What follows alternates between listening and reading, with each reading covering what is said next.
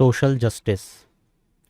देखो, हम में से हर कोई ये बात जानता है कि जीएस 2 के सिलेबस में ये शब्द, ये टर्म मेंशन्ड है, सोशल जस्टिस।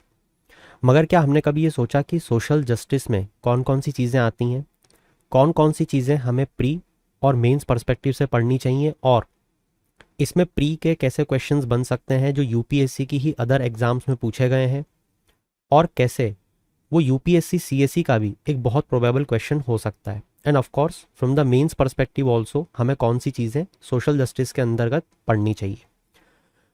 तो इस पर्टिकुलर वीडियो का ऑब्जेक्टिव क्या होने वाला है, इतनी देर में आपको समझ में आ जाना चाहिए था कि हम थोड़ा सा सिलेबस को देखेंगे कि सोशल जस्टिस में क्या क्या पढ़ना चाहिए, और प्री और मेंस पर्सपेक्टिव से जानने की कोशिश करेंगे क्वेश्चंस कैसे आते हैं, और कुछ एमसीक्यूज को भी लगाने की कोशिश करेंगे। चलिए शुरू करते हैं। देखो, सबसे पहले यहाँ पे सोशल जस्टिस का मतलब क्या होता है। इसका मतलब होता है सामाजिक न्याय। ठीक है। अब इस सोशल जस्टिस में कौन कौन सी चीज़ें आती हैं, तो जितनी भी वेलफेयर स्कीम्स आप लोग पढ़ते हो, बीट आयुष्मान भारत योजना, बीट प्रधानमंत्री आवास योजना, उज्ज्वला स्कीम, जितनी भी चीज़ें हैं, बीट ऑफ सेंटर और बीट ऑफ स्टेट, वो सब सोशल जस्टिस में आती हैं। तो वेलफेयर स्कीम्स हो, उसके परफॉर्मेंस की बात हो, पॉवर्टी की बात हो, हंगर की बात हो, जो भी इंस्टीट्यूशंस, जो भी कानून, जो भी बॉडीज बनाई गई हैं for the protection and betterment of vulnerable section of society. अब ये वल्नरेबल सेक्शन क्या होता है? देखो, वल्नरेबल सेक्शन में आते हैं जैसे हमारे ओल्ड एज लोग हो गए, जैसे वुमेन हो गई, जैसे बच्चे हो गए। ठीक है। तो ये वल्नरेबल सेक्शंस ऑफ सोसाइटी हैं जिसका ख्याल हमारी सरकार रखती है और उनको सामाजिक न्याय दिलाने की कोशिश करती है। भले अब उसके लिए आपको उनके लिए स्पेसिफिक स्कीम्स चलानी पड़े, उनको किसी चीज़ में रिजर्वेशन देना पड़े, उनको लोगों से अलग तरीके से ट्रीट करना पड़े, करो, मगर उनको सामाजिक न्याय दो। ठीक है। इसी के साथ दोस्तों, सिलेबस से ऊपर उठ के हमें ये भी देखना चाहिए कि ये जो सोशल जस्टिस के बारे में हम लोग बात कर रहे हैं, क्या ये रिलीजन बेसिस पे हो सकता है? जवाब है हाँ, हो सकता है। मतलब हो सकता है ना कि किसी एक धर्म के लोगों को ज़्यादा हक मिल रहे हो बजाय कि दूसरे रिलीजन से, जैसे कि ईरान में होता है, जो इस्लामिक कंट्रीज़ हैं, राइट। जैसे अगर हम रेस की बात करें, काला और गोरा, ये आपको यूएस में देखने को मिलता है। तो ये सोशल इनजस्टिस ही तो हो रहा है कि एक रंग के लोगों को ज़्यादा प्रायोरिटीज़ मिल रही हैं, ज़्यादा रिसोर्सेज मिल रहे हैं, ज़्यादा अपॉर्चुनिटीज़ मिल रही हैं, और दूसरे ग्रुप के लोगों को उतनी अपॉर्चुनिटीज़, उतने राइट्स नहीं मिल रहे हैं। जैसे कास्ट के बेसिस पे ये हमारे यहाँ बहुत ज़्यादा होता है, SC ST आपने सुना होगा, राइट। जैसे जेंडर के बेसिस पे मैन वुमेन के बीच में फ़र्क। आज हम लोग कितने चीज़ों पे बात कर रहे हैं, वुमेन का जो रोल है वो जुडिशरी में नहीं है, वो पॉलिटिक्स में नहीं है। जितने भी बड़े बड़े उद्योग हैं, इंडस्ट्रियलिस्ट, वो आपको मैन देखने को मिलेंगे। बहुत ही ऐसी कम है जो हायरार्की में ऊपर पहुंच पाती हैं, तो वहाँ नहीं है। इकोनॉमिक अपॉर्चुनिटीज़ वुमेन के पास बहुत कम है। तो ये सारी चीज़ें जो भी आप देख रहे हो, रिलीजन, रेस, कास्ट, ये सारी सोशल इनजस्टिस को लीड कर रही हैं। आई होप सो कि आपको एक ब्रॉडर पर्सपेक्टिव समझ में आया सोशल जस्टिस का। तो ये जो सारे पैरामीटर्स हैं, ये आपको प्री और मेंस पर्सपेक्टिव में देखने को मिलते हैं। वल्नरेबल सेक्शन में आपको स्केड्यूल कास्ट, स्केड्यूल ट्राइब भी देखने को मिलती हैं, डिसेबल लोग भी देखने को मिलते हैं, और उनके लिए अलग अलग तरीके से कानून, SC ST एक्ट हो, अलग अलग तरीके से scheme, stand up India scheme हो, ये सारी चीज़ें आपको देखने को मिलती हैं। तो ये तो बात हो गई सोशल जस्टिस के बारे में।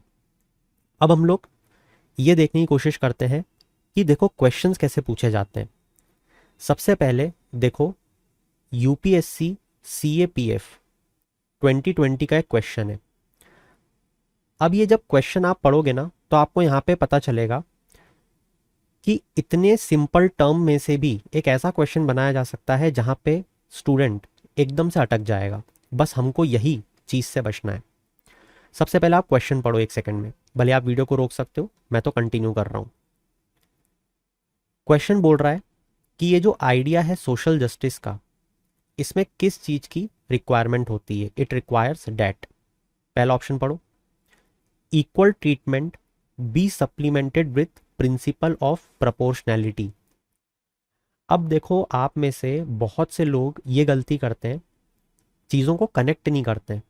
क्या आपने कभी भी ये सोचने की कोशिश करी कि प्रपोर्शनल रिप्रेजेंटेशन, ये तो पॉलिटी की टर्म हो गई, प्रपोर्शनल टैक्सेशन सिस्टम ये इकोनॉमी की टर्म हो गई, क्या आपने कभी इन दोनों चीज़ों पे ध्यान दिया कि ये एक ही चीज़ है डिफरेंट सब्जेक्ट से? प्रपोर्शनल टैक्सेशन सिस्टम पता हो या प्रपोर्शनल रिप्रेजेंटेशन सिस्टम पता हो, अगर वो दोनों चीज़ें में से एक भी चीज़ अगर आपको पता है तो आप इस फर्स्ट पॉइंट को क्रैक कर लोगे, जो भी आपको बहुत टफ लग रहा है मैं जानता हूँ। ये टर्म और ये सेंटेंस पढ़ के आपको समझ ही नहीं आया कि इतना टफ कैसे बना दिया इसने। सामाजिक न्याय तो बहुत आसान सी बात है। तो देखो, सामाजिक न्याय में जैसा कि हमने देखा था कि अगर आप वुमेन, अगर आप चिल्ड्रन, उनको अगर आपको सामाजिक न्याय देना है तो you have to treat them differently, है ना। उनके लिए आपको इक्विटी देना है। यहाँ पे इक्विटी की बात चल रही है, ठीक है, ना कि इक्वेलिटी की। तो इक्विटी रेफर्स टू कि जो इंडिविजुअल्स हैं उनको आप कैसे कुछ ऐसे स्पेसिफिक टूल्स दे रहे हो जिससे उनकी जो नीड है, जो उनका सोशो इकोनॉमिक स्टेटस है जो अभी बहुत गिरा हुआ है, तो वो भी अपने ऑब्जेक्टिव्स, अपनी नीड्स को फुलफिल कर पाए जैसे कि बाकी लोग कर पा रहे हैं, तब जाके उनको सामाजिक न्याय मिल पाएगा। तो उसके लिए उनको अलग तरीके से ट्रीट करना पड़ेगा ना। तो सोच के देखो कि जो सोशल जस्टिस का आइडिया है, क्या वहाँ पे प्रिंसिपल ऑफ प्रोपोर्शनैलिटी चलेगा क्या? कि आप जैसे एक मैन को ट्रीट कर रहे हो वैसे ही आप एक प्रेग्नेंट वुमेन को भी ट्रीट कर रहे हो, वैसे ही अब आप एक ओल्ड एज व्यक्ति को भी ट्रीट कर रहे हो, और वैसे ही आप एक चिल्ड्रन को भी ट्रीट कर रहे हो। सोच के देखो, क्या ये सोशल जस्टिस का आइडिया है? अगर आपने ये चीज़ पकड़ ली तब जाके आपसे क्वेश्चन एकदम हलवे मैनर में बन जाएगा, है ना। तो फर्स्ट जो सेंटेंस है वो गलत हो जाएगा, ठीक है।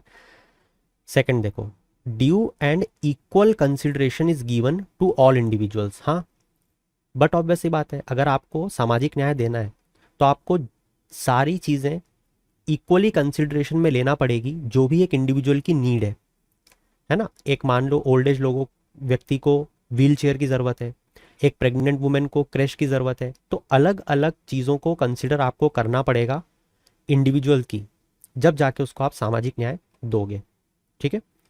क्योंकि देखो, जो सामाजिक न्याय है उससे आप क्या समझते हो? सामाजिक न्याय समाज में रहकर ही न्याय लिया जाएगा, राइट। तो ये जो सामाजिक न्याय है ये एक व्यक्ति किससे लेगा, ये भी सोचने वाली बात है। ये जो सामाजिक न्याय है एक व्यक्ति किससे लेगा? मान लो मैं एक समाज का पार्ट हूं, तो मैं एक एज एन इंडिविजुअल समाज से ही ये एक्सपेक्ट करूंगा कि मुझे इक्वल एक्सेस मिले, जो भी रिसोर्सेस हैं समाज के, जो भी समाज में अपॉर्चुनिटीज डेवलप हो रही हैं, राइट। तभी सामाजिक न्याय मिलेगा ना मुझे। तो यहाँ पे सोसाइटी और इंडिविजुअल के बीच में जो रिलेशनशिप है उसे दर्शाता है ये सोशल जस्टिस। समझ पा रहे हो आप बात को? तो इस तरीके से अगर आपके कॉन्सेप्ट क्लियर है, अगर आपकी सिलेबस पे कमांड है, तब जाके देखो आपसे ऐसे क्वेश्चन बनेंगे। ये सीधे तौर पे एक बहुत ही अच्छा प्रोबेबल क्वेश्चन है। जैसे कि आप जानते हो ऐसी टर्म्स पे यूपीएससी लगातार क्वेश्चन पूछता रहता है, ठीक है। अब देखो, हो सकता है कि सोशल जस्टिस न पूछ के वो सोशल इक्वेलिटी पूछ ले आपसे। सोच पा रहे हो क्या नहीं आप? अगर आपसे सोशल जस्टिस की जगह सोशल इक्वेलिटी पूछ लिया तो फिर क्या होगा? तो आपको सोशल इक्वेलिटी का मतलब पता होना चाहिए कि सोशल इक्वेलिटी का मतलब होता है no person should be made to suffer. जैसे एग्जाम्पल के तौर पे हमारे यहाँ पे आप SC ST कम्युनिटी का एग्जाम्पल ले सकते हो, है ना। आप सोशल इक्वेलिटी अगर दे रहे हो किसी को भी, तो आप किसी भी व्यक्ति को इन्फीरियर नहीं मानोगे किसी भी दूसरे व्यक्ति से ऑन द बेसिस ऑफ इधर कास्ट, रेस, रिलीजन। ये होता है सोशल इक्वेलिटी। तो इस तरीके से आपको चीज़ों को तैयार करना है। अब देखो third point, equality of treatment be transcended to recognise special needs. जैसा मैंने आपको बताया था कि एक इंडिविजुअल है, वो एक समाज में रह रहा है, उसकी एक स्पेशल नीड्स हैं, तो आपको ट्रीटमेंट जो भी आप दे रहे हो उसमें आपको इक्वलिटी लानी है। मतलब कि हर व्यक्ति की जो नीड्स हैं, be it women, be it SC, be it ST, be it old age, उन्हें आपको कुछ इस तरीके से ट्रीटमेंट देना है ना। वैसे तो यहाँ पे इक्विटी होना चाहिए था, मगर पूरा सेंटेंस पढ़ो कि इस तरीके का इक्वल ट्रीटमेंट देना है जो ट्रांसेंड हो, मतलब जो तब्दील हो, टू रिकॉग्नाइज स्पेशल नीड्स। मतलब कि ये वुमेन है, ये एक SC ST का व्यक्ति है, इसको भी आप कुछ ऐसा ट्रीटमेंट दो, इसको भी आप कुछ ऐसा ट्रीटमेंट दो कि ये दोनों बराबर आ जाएं इन दी एंड। समझ पा रहे हो आप? ऐसा इक्वल ट्रीटमेंट दो जो ट्रांसेंड हो टू रिकॉग्नाइज स्पेशल नीड। तो इसको जो ज़रूरत थी वो इसको मिल जाए और यहाँ पे पहुँच जाए, एंड लाइकवाइज जो SC ST के व्यक्ति को ज़रूरत थी वो उसको मिल जाए और वो भी ऊपर पहुँच जाए। ठीक है, तो इस तरीके का इक्वल ट्रीटमेंट देने की ज़रूरत है to transcend to recognise special need. उम्मीद करूंगा कि इस क्वेश्चन ने आपको बहुत सारी चीज़ें सिखाई। सिर्फ ऐसा नहीं कि आपने क्वेश्चन पढ़ा और आपने आंसर दे दिया, आपने इससे बहुत सारी चीज़ें सीखी, ये मैं आपसे एक्सपेक्ट कर रहा हूँ। चलो एक और बहुत अच्छा क्वेश्चन देखते हैं सोशल जस्टिस पे, ताकि ये जो कॉन्सेप्ट है वो आज के बाद आपको कभी ना पढ़ना पड़े और कभी ना समझना पड़े। ठीक है, देखो क्वेश्चन क्या बोल रहा है। सोशल जस्टिस जो है it enables the court to uphold the legislation except. अरे वाह, देखो कितना अच्छा क्वेश्चन बोल रहा है। मतलब वो ये बोल रहा है कि सोशल जस्टिस का जो कॉन्सेप्ट है वो कोर्ट की किस तरीके से मदद करता है किसी भी लेजिस्लेशन को अपहोल्ड करने में। मान लो कि सरकार ने कोई लेजिस्लेशन बना दिया किसी भी तरीके का कि ओल्ड एज लोग जो हैं आज के बाद वो कभी भी बस में या कहीं पे भी लाइन में खड़े नहीं होंगे। ठीक है, ऐसा नहीं है कानून, but I am just supposing and assuming. तो यहाँ पे ऐसा कानून बन गया, तो अब ये जो कानून बना है इसको कैसे अपहोल्ड करेगी कोर्ट सोशल जस्टिस को लाने के लिए समाज में, ये वो क्वेश्चन पूछ रहा है। पहला, टू रिमूव इकोनॉमिक इनइक्वालिटीज। हाँ, सोच के देखो कि इकोनॉमिक इनइक्वालिटीज जो हैं ये हमको हमारे समाज से खत्म करनी है या और बढ़ानी है। मतलब ऐसे दो चार अंबानी हो और बाकी सब भूखी नंगी जनता हो, ऐसा चाहिए कि हमको? जवाब है नहीं। हमको चाहिए कि सबके पास बराबर पैसा हो। हमारी कोशिश रहती है, ऑफकोर्स कभी नहीं होगा मगर कोशिश रहती है। ठीक है, तो इकोनॉमिक इनइक्वालिटीज खत्म करने के लिए हमारा समाज काम करता है क्या? हाँ, तो अगर इसके लिए हमारी सरकार ने कोई कानून बनाया तो कोर्ट उसको अपहोल्ड कर सकती है क्या सोशल जस्टिस को लाने के लिए समाज में, कि हाँ ये तो सही बिल लाए हो आप, हम इसको लेजिस्लेशन को अपहोल्ड करेंगे? जवाब है हाँ। दूसरा, to provide a decent standard of living to the working people. हाँ, ये हमारी सरकार का काम है। जैसे मिनिमम वेज एक्ट, हमारी सरकार लगातार कोशिश करती है कि डिसेंट स्टैंडर्ड ऑफ लिविंग हर व्यक्ति के पास हो। तो ऐसे किसी कानून को कोर्ट अपहोल्ड करेगी सोशल जस्टिस का हवाला देते हुए? हाँ, बिल्कुल करेगी। तीसरा, to protect the interest of the weaker sections of the society. हाँ, weaker section, SC ST, women, old age, यही तो पढ़ रहे हैं लगातार। ठीक है। चौथा देखो, to enact unquestionable laws to protect certain people of the society. ये क्या बोल रहा है कि इनेक्ट करने में अनक्वेश्चनेबल लॉज, ये तो पॉसिबल ही नहीं है ना। To enact unquestionable laws to protect certain people of society, ये तो भेदभाव वाली बात हो गई। ठीक है, तो ये चीज नहीं होगी और ऊपर तीनों सही है। एक और क्वेश्चन देख लेते हैं जल्दी से। देखो ये क्वेश्चन क्या बोल रहा है, सोशल जस्टिस जो है वो किसके बीच का बैलेंस है। एक्चुअल में सबसे पहला क्वेश्चन हमको ये सॉल्व करना चाहिए था, हमने टफ कर लिया, बट इसीलिए किया ताकि आपको कॉन्फिडेंस आ पाए। अगर आपने सोशल जस्टिस समझ लिया तो अब आप ये अच्छे से भली भांति जानते हो कि सोशल जस्टिस, सामाजिक न्याय, एक इंडिविजुअल जो समाज में रह रहा है वो एक समाज से कुछ चीज़ें एक्सपेक्ट करेगा। तो सोशल जस्टिस में एक बैलेंस बनाया जाता है एक इंडिविजुअल के राइट्स का और उस पर हो रहा है सोशल कंट्रोल का। ठीक है, अब देखो यहाँ पे आप में से बहुत से लोग ये ज़रूर सोच रहे होंगे, मैं जानता हूँ कि इसने सोसाइटी एंड इंडिविजुअल आंसर क्यों नहीं बोला, है ना। देखो थर्ड और फोर्थ जो पॉइंट्स हैं वो तो आप में से हर कोई हटा देगा, क्योंकि आपने अभी मुझसे सुना है कि सोशल जस्टिस में एक इंडिविजुअल रहता है, उसको हर रिसोर्सेस चाहिए, अपनी नीड्स फुलफिल कर पाए, अपने आप को ग्रो कर पाए, राइट। और सोसाइटी से वो ये चीज़ें डिमांड करेगा। तो यहाँ पे आप ये बोल सकते थे कि सोसाइटी और इंडिविजुअल भी तो हो सकता है आंसर। अब इसका जवाब सुनो, बिल्कुल हो सकता है, मगर ये सोचो कि वो ये नहीं पूछ रहा है कि सोशल जस्टिस में कौन कौन से स्टेक होल्डर्स होंगे। बहुत ध्यान से सुनना मैं जो चीज़ बोल रहा हूँ। तो सोशल जस्टिस के अंतर्गत दो स्टेक होल्डर के नाम यहाँ पे दिए हुए हैं।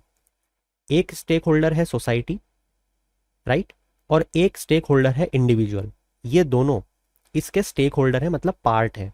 ठीक है, एक को सोशल जस्टिस चाहिए और दूसरा प्रोवाइड कर रहा है, मगर वो ये पूछ रहा है कि सोशल जस्टिस देते हुए आपको किन दो चीज़ों के बीच में बैलेंस को बनाना पड़ता है। किन दो चीज़ों के बीच में, समझ रहे हो, चीज़ें या कौन सी एक्टिविटीज़। तो एक्टिविटी वो कौन सी होगी, वो होगी जब एक इंडिविजुअल अपने राइट को एक्सरसाइज करेगा, दैट इज इंडिविजुअल राइट्स। और जब सोसाइटी उस पर कंट्रोल लगाएगी, डेट इज सोशल कंट्रोल। तो जब इन दोनों को आप बैलेंस करोगे तब आपको वो सामाजिक न्याय मिलेगा, और इसको बैलेंस में रखना पड़ता है। ठीक है, तो इस तरीके से आपने आज सोशल जस्टिस के कॉन्सेप्ट को भी समझा, आपने ये भी समझा कि ये सिलेबस में से कैसे निकलता है। यूपीएससी की हर एग्जाम में सोशल जस्टिस से आपको क्वेश्चन देखने को मिलते हैं, और आपने ये भी समझा कि प्री और मेंस पर्सपेक्टिव से आपको इसमें क्या पढ़ना चाहिए। तो उम्मीद करूंगा कि आपको बहुत सारी चीज़ें बहुत अच्छे से समझ में आई। That's it from my side for this particular topic. Indian keep shining, have a good day.